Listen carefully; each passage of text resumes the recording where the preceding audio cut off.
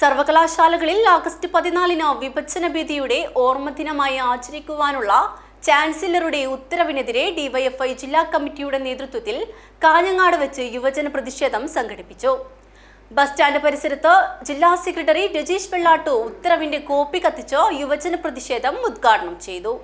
സർവകലാശാലകളിൽ ഓഗസ്റ്റ് 14 വിഭജന ഭീതിയുടെ ഓർമ്മദിനമായി ആചരിക്കുവാനുള്ള ചാൻസലറുടെ ഉത്തരവിനെതിരെ ഡിവൈഎഫ്ഐ ജില്ലാ കമ്മിറ്റിയുടെ നേതൃത്വത്തിൽ കാഞ്ഞങ്ങാട്ട് വച്ച് യുവജന പ്രതിഷേധം സംഘടിപ്പിച്ചു.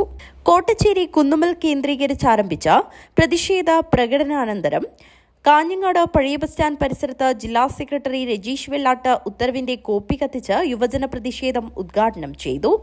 തൃശ്ശൂരിലെ ജനങ്ങളല്ല, വോട്ടർ പട്ടികയാണ്, ഇലക്ഷൻ കമ്മീഷനാണ് ഈ കേരളത്തിൽ തൃശ്ശൂരിനെ വഞ്ചിച്ചതെന്ന വാർത്ത ഇപ്പോൾ പുറത്തു വന്നുകൊണ്ടിരിക്കുകയാണ്.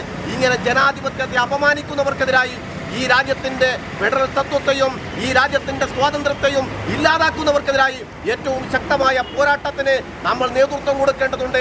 ആ പോരാട്ടത്തിന്റെ മുന്നണി പോരാളി എന്നത് ഇന്ത്യൻ ഇടതുപക്ഷമാണ്. വോട്ടർ പട്ടികയെ തെറ്റായി വ്യാഖ്യാനിക്കുന്നതിന് വേണ്ടി നേതൃത്വം കൊടുത്തപ്പോൾ ആ പോരാട്ടത്തിന്റെ നേതൃത്വമായത് ഈ രാജ്യത്ത് തെരഞ്ഞെടുപ്പ് കമ്മീഷന്റെ ഓഫീസിന് മുന്നിൽ ഇന്ത്യ മുന്നണിയുടെ പോരാട്ടത്തിന്റെ നേതൃത്വമായത് ഇടതുപക്ഷത്തിന്റെ ഉൾപ്പെടെയുള്ള സമാരാധ്യരായ നേതാക്കളാണ്.